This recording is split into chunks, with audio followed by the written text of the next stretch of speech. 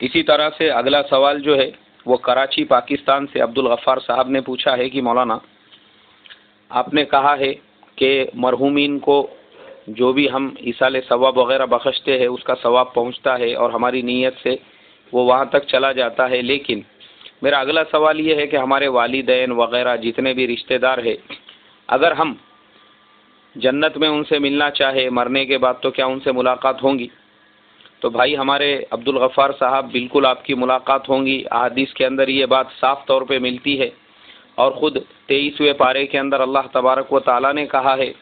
کہ جنتی لوگ ایک دوسرے کو ملیں گے، ایک دوسرے سے پہچانیں گے، جو دنیا میں ایک دوسرے کے رشتہ دار ہوں گے۔